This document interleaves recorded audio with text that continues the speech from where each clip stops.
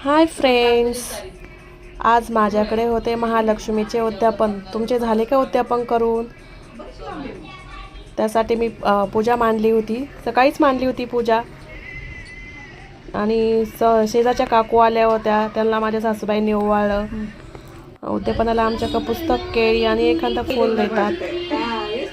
आणि त्यानंतर मग ही माझी फ्रेंड होती, ती आली होती, ती टीचर आहे, हसूचे क्लास घेत होती ती आधी।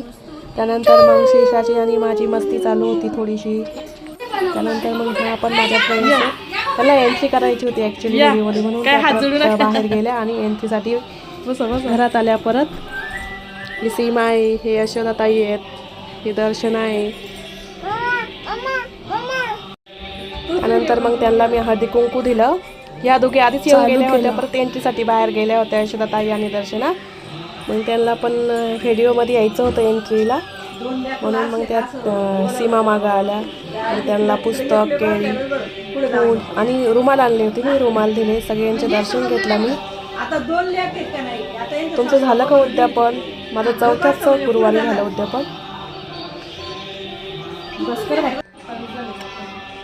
हे स्टार्टिंगचं आहे, त्या दोघी आधी आल्या होत्या, मग ते सीमामुळं त्या पुन्हा एंट्रीला गेल्या होत्या।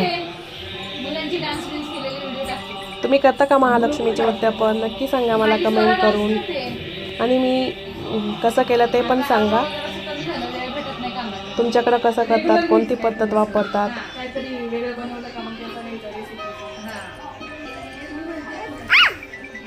त्यानंतर मग त्यांची ओटी वगैरे भरली मी हळदी कुंकू देऊन।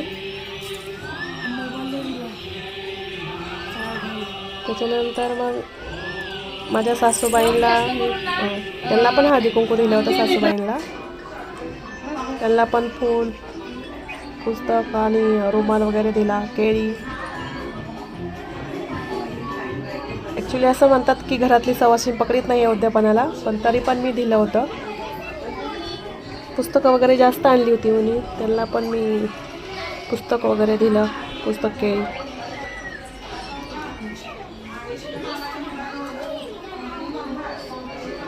त्यानंतर मग मी शेजारच्या मुलीला पण बोलवलं होतं, कुमारिकेला। तिला पण मी हळदी कुंकू लावून आरती करून तिला पण पुस्तक, केळी वगैरे दिलं। ठीक आहे, व्हिडिओ आवडला असेल तर लाईक, शेअर, सबस्क्राईब करा।